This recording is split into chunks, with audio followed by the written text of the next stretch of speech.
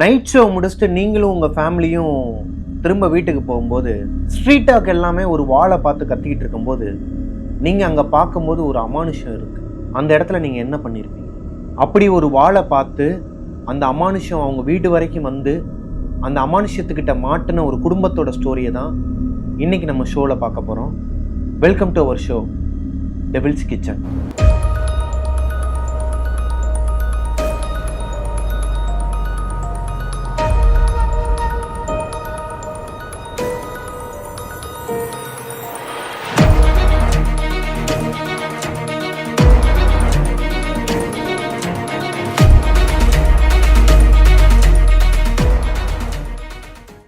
Hello ghosties, நான் உங்களோட பிரபாகரன்.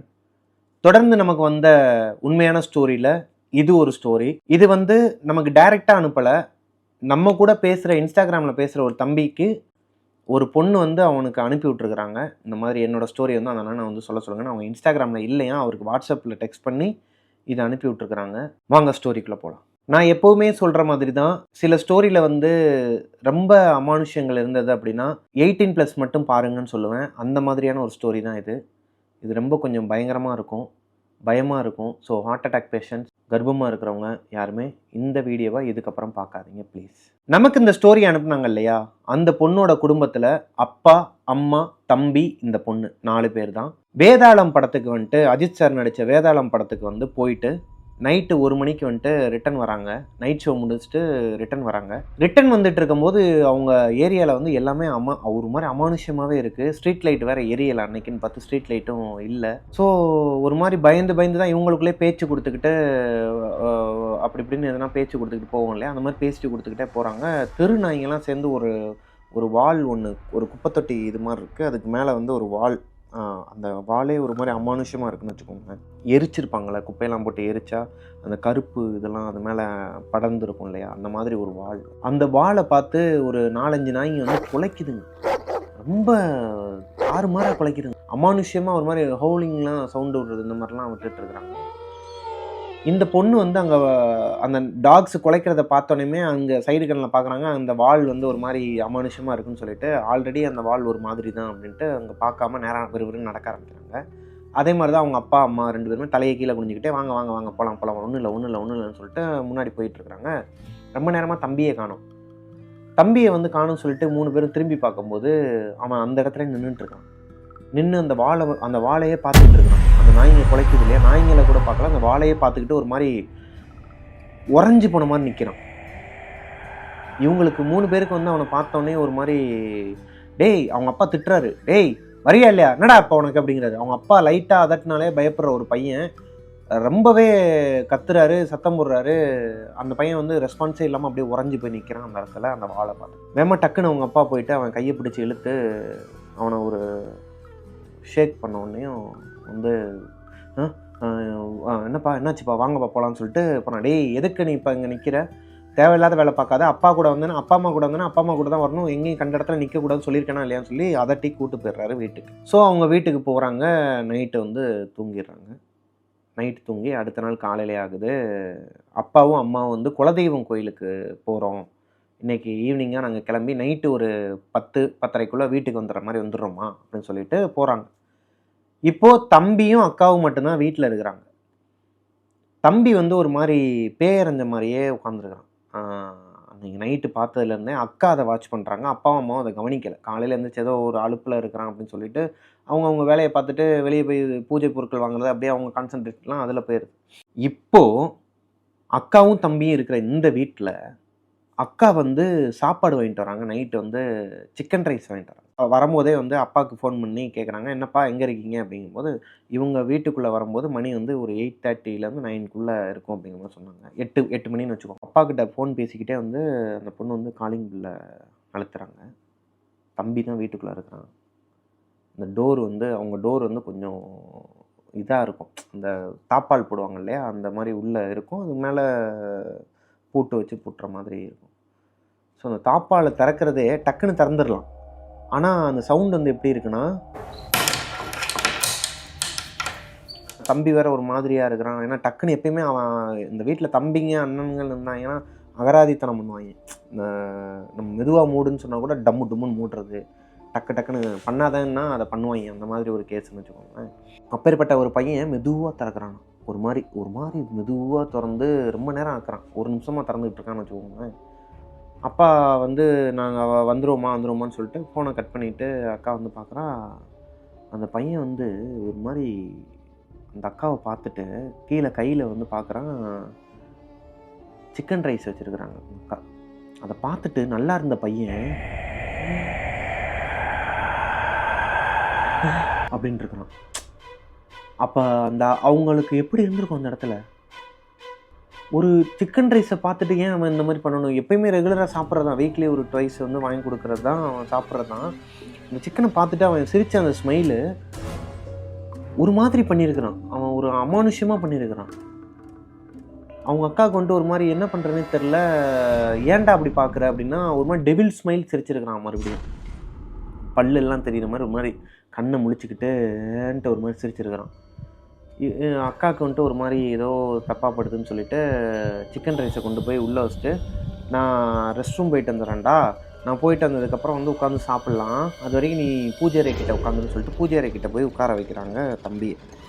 உட்கார வச்சுட்டு போயிட்டு ரெஸ்ட் ரூம் போயிட்டு வந்துட்டு, ரெஸ்ட் ரூமில் இருக்கும்போது வெளியே வந்து ஏதோ ஒரு மந்திர சவுண்டு சொல்லுவாங்க இல்லையா, அந்த பேடு நெகட்டிவ் ஒரு மந்திரங்கள்லாம் உச்சரித்தா அப்படி இருக்கும். இந்த லைக் ஒரு எக்ஸாம்பிளுக்கு சொன்னால் வந்து ஹாலிவுட் மூவிஸ்லலாம் வந்துட்டு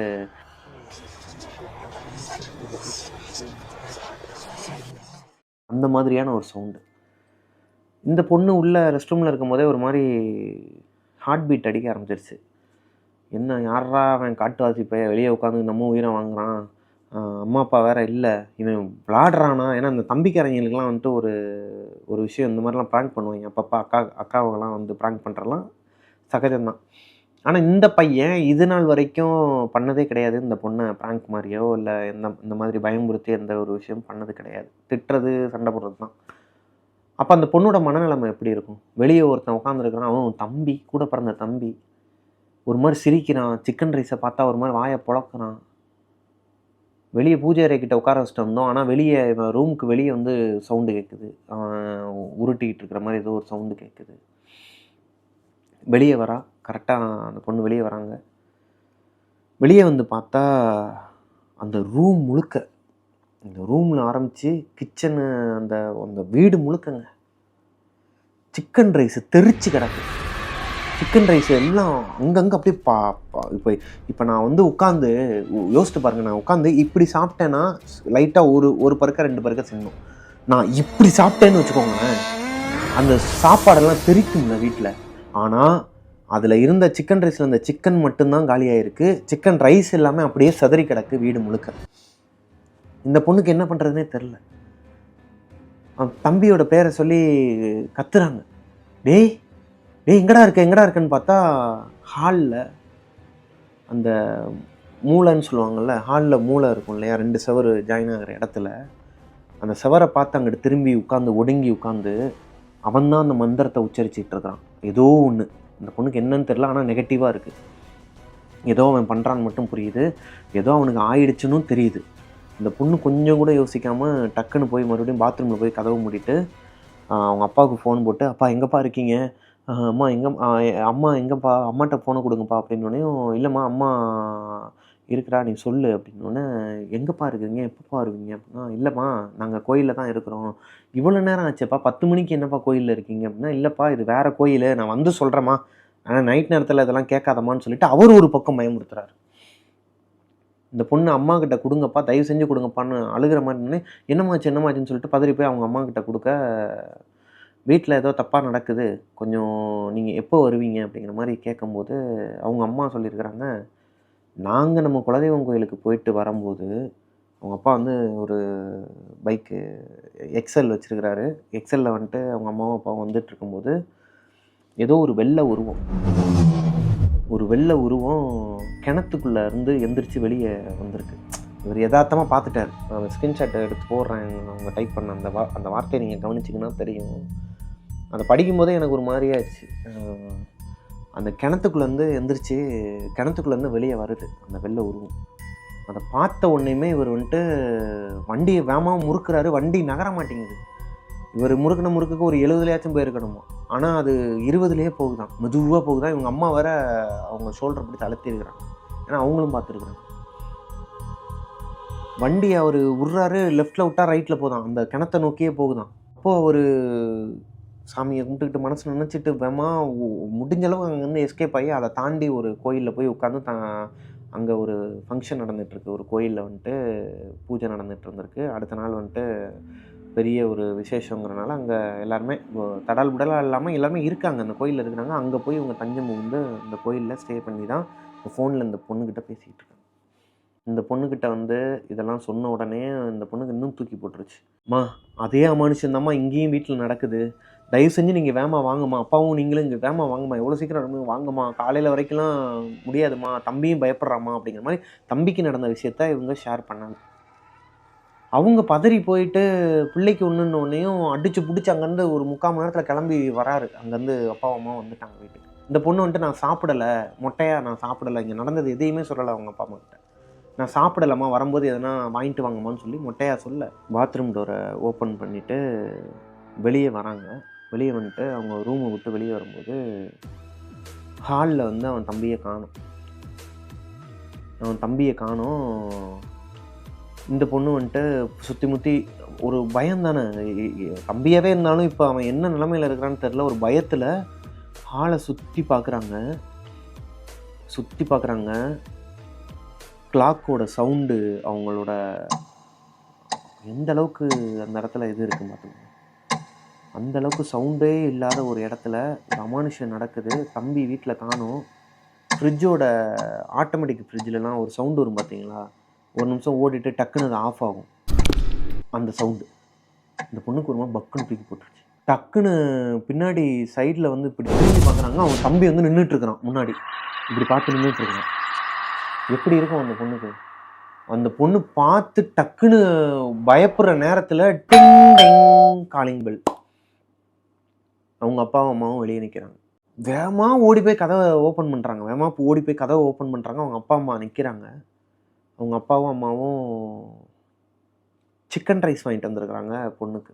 ஏன்னா அந்த பொண்ணு வந்து இங்கே நடந்த அந்த சம்பவத்தை பற்றி அவங்க அப்பா அம்மா கிட்ட சொல்லலை. சிக்கன் ரைஸ் ஆல்ரெடி சிக்கனெல்லாம் சாப்பிட்டுட்டு தான் நம்மளால தெறிக்க விட்டுருக்காப்புல ரைஸை ஃபுல்லாக வீட்டில்.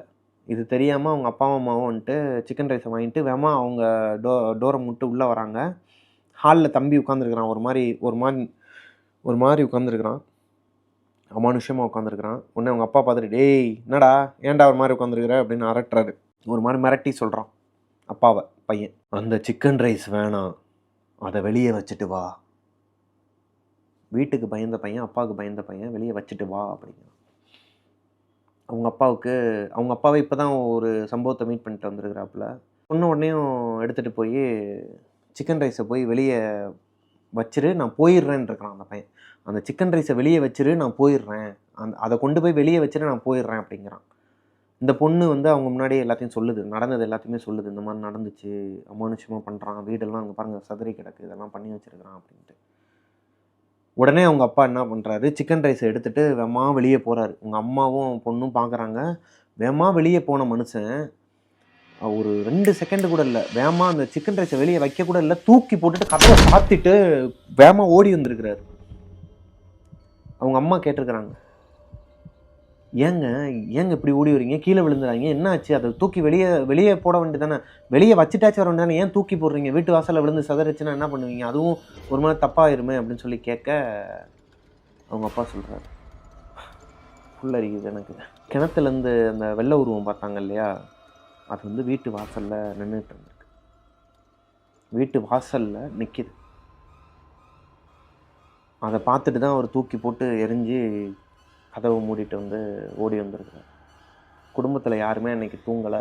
அவங்களோட கடவுளை வந்து கும்பிட்டுட்டு நைட்லாம் பூஜை பண்ணிக்கிட்டு அந்த பையனை வந்துட்டு தூங்க வைக்கிறதுக்குள்ளே அவங்க பட்டப்பாடு. அந்த பையனும் தூங்கிட்டான், இவங்க எல்லாருமே தூங்கிட்டாங்க. ஒரு 2 மணி நேரத்துக்கு அப்புறமா வந்து எல்லாருமே நார்மலாகி தூங்கிட்டாங்க. தொடர்ந்து ஒரு வாரமாகவே அவங்களுக்கு தொழிலில் அடி. அப்பாவுக்கு வந்து தொழில் படுத்துருச்சு. இந்த பொண்ணுக்கு ஸ்டடீஸில் கான்சன்ட்ரேட் இல்லாமல் அதுவும் போச்சு. அதுவும் நிறையா ஃபெயிலு அது இதுன்னு ஆக ஆரம்பிக்குது. அவங்க அம்மாவும் வீட்டில் வந்து அங்கங்கே ஒரு அமானுஷ்யத்தை ஒரு ஏதோ ஒன்று பார்த்து பயப்படுற மாதிரி ஒரு சூழ்நிலை அவங்களுக்கு. வீடை காலி பண்ணிடலாம், வேறு வீடு பார்க்கலான்னு சொல்லி பார்த்துட்டு இருந்தப்ப கம்மியான ரெண்ட்டுக்கே வந்து இந்த காஞ்சனா படத்தில் வர மாதிரி ஒரு வீடு வந்து அவங்களுக்கு கிடச்சிருக்குது. அதையும் அவங்களே மென்ஷன் பண்ணியிருக்கிறாங்க.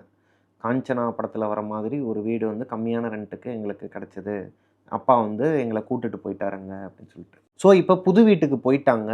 புது வீட்டுக்கு போன இடத்துல ஒரு நார்மலான ஒரு சூழ்நிலையில் கரெக்டாக எல்லாமே போய்கிட்டு இருக்கு. நார்மலாக அவங்க லைஃப் வந்து மூவ் ஆக ஆரம்பிக்குது. அன்னைக்கு நைட்டு ஒரு 11:30 மணி இருக்கும்.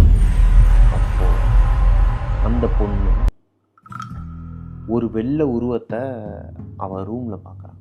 இத்தனை நாளாக கொஞ்சம் நிம்மதியாக இருந்த அந்த பொண்ணு மறுபடியும் ஒரு அமானுஷத்தை பார்த்த உடனே அவங்க அப்பா கிட்ட வந்து சொல்கிறாங்க, அப்பா நான் வந்து ஒரு வெள்ளை உருவத்தை நான் பார்த்தேன் அப்படின்னு. அம்மா இல்லைம்மா அதெல்லாம் மன கற்பனையாக இருக்குமா, அதுலேருந்து இப்போ தானே வெளியே வந்துட்டுருக்கோம், அதெல்லாம் ஒன்றும் இல்லைம்மா அப்படிங்கிற மாதிரி சொல்லி சமாதானப்படுத்த பார்க்குறாரு. ஆனால் அவங்க அப்பாவும் பார்த்துருக்குறாரு அந்த உருவத்தை, அவங்க அம்மாவும் பார்த்துருக்குறாங்க. ஆனால் யாருமே ஒருத்தருக்கு ஒருத்தர் ஷேர் பண்ணிக்காமல் அவங்க அப்பாவோட மைண்ட் செட் என்ன அப்படின்னா, ஒரு 6 மாதம் போகட்டும், இப்போ தான் ஒரு கம்பெனிலேருந்து இன்னொரு கம்பெனியில் ஜாயின் பண்ணியிருக்கிறேன், அது பக்கத்துலேயே இருக்கனால உடனே வந்து இது பண்ண முடியாது, காலி பண்ண முடியாது, எப்படியாச்சும் கொஞ்சம் சாமியை கும்பிட்டு நம்ம போவோம் அப்படிங்கிற மாதிரி மைண்ட் செட்டில் இருந்திருக்கிறாரு. அது அவங்க அம்மாவுக்கும் அப்பாவுக்கும் மட்டும்தான் தெரியும், இந்த பொண்ணுக்கும் தெரியாது, அந்த பையனுக்கும் தெரியாது. இந்த பொண்ணோட மாமா இருக்கார் இல்லையா, அதான் அவங்க அம்மாவோட தம்பி, அவர் ஒரு நாள் வீட்டுக்கு வந்திருக்கிறாரு. வந்தவர் எல்லாம் நல்லா பேசி சாப்பிட்டு படுத்து தூங்கியிருக்கிறாங்க. நைட்டு வந்து அவரால் மூச்சு விடுறதுக்கு கஷ்டமாக இருக்குது. யாரோ தலகாணியை வச்சு முகத்தில் அமுக்குனா எப்படி இருக்கும், உங்களால் மூச்சு விட முடியாது இல்லையா. மேலே ஏறியே உட்காந்துருக்குறாங்க, மேலே ஏறி உட்காந்துக்கிட்டு தலகாணியை வச்சு உங்கள் முகத்தை அமுக்குனா எப்படி இருக்கும் உங்களுக்கு. அவரால் மூச்சு விட முடியாமல் திணறி போய் ஒரு மாதிரி எந்திரிச்சிருக்கிறாரு டக்குன்னு. ஆனால் மேலே தலகாணி இல்லை, எதுவுமே இல்லை. ஆனால் அவர் ஃபீல் பண்ணியிருக்கிறாரு அந்த இடத்துல நெகட்டிவாக ஏதோ ஒன்று இருக்குது அப்படின்ட்டு. அடுத்த நாள் காலையில் அவர் எந்திரிச்சு, மா இந்த வீட்டில் வந்து ஏதோ தப்பாக இருக்குது, நீங்கள் இந்த வீட்டில் இருக்காதீங்கம்மா, கிளம்பிடுங்க, அம்மாக்கிட்டேயும் சொல்கிறேன் அப்பாக்கிட்டேயும் சொல்கிறேன்னு சொல்லிட்டு எல்லாரையும் உட்கார வச்சு இந்த விஷயத்த சொல்ல ஆளுக்கு உடைக்கிறாங்க. நான் வந்து இந்த வெள்ளை உருவத்தை இங்கே நான் பார்த்தேன், நான் வந்து அங்கே பார்த்தேன் அப்படின்னு சொல்லி சொன்னோடனே அவங்க மாமா வந்து ஒரு தர்காவில் வந்து என் ஃப்ரெண்டு இருக்கிறாங்க, நீங்கள் வாங்க அப்படின்னு சொல்லிட்டு தர்காவுக்கு போயிருக்கிறாங்க. 5 பேரும் வந்து தர்காவுக்கு போயிருக்கிறாங்க. தர்காவுக்கு போயிட்டு மந்திரிச்சு தாயத்து கட்டலாம் அப்படின்னு தான் போயிருக்காங்க. இவங்க போய் அங்கே உட்காந்துருக்குறாங்க. இவங்களோட பேரை சொல்லியே கூப்பிட்றாங்க, இங்கே வாங்க அப்படின்னு சொல்லிட்டு. ஏன்னா அங்கே நேம் கொடுத்துருவாங்களா என்னன்னு எனக்கு தெரியல, அவங்க மொட்டையாக தான் அனுப்பியிருந்தாங்க. அங்கேருந்து பேரை சொல்லி உடனே இங்கே வாங்க அப்படின்னு சொல்லிட்டு அவர் கூப்பிட்றாரு பாய். முன்னாடி போய் உட்காடுறாங்க. என்ன நடந்துச்சு, உங்களுக்கு என்ன நடந்துக்கிட்டு இருக்கு, எதுவுமே கேட்கல. அவன் தம்பி இருக்கான் இல்லையா, அந்த பொண்ணோட தம்பி இருக்கான் இல்லையா, அந்த பையனை வந்து பாய் உள்ளே கூப்பிட்றாரு. அங்கே அந்த அறைக்கு வா அப்படின்னு சொல்லி கூப்பிட்றாங்க 2 பேர்.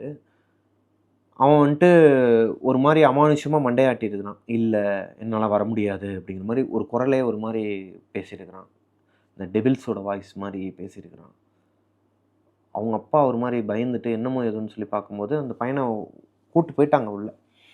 கூப்பிட்டு போயிட்டு கொஞ்ச நேரம் கழித்து வந்து அந்த பாய் வந்து சொல்லியிருக்கிறாரு, அந்த பையனோட உடம்புல பேய் இருந்திருக்கு, ஆத்மா. அந்த வாலில் பார்த்தான் இல்லையா, அந்த ஆத்மாவா இல்லை அவங்க அப்பா வெளியே இருந்து பார்த்துட்டு வந்தார் இல்லையா அந்த வெள்ளை உருவமா, அதெல்லாம் இல்லை, ஏதோ ஒன்று இருக்குது.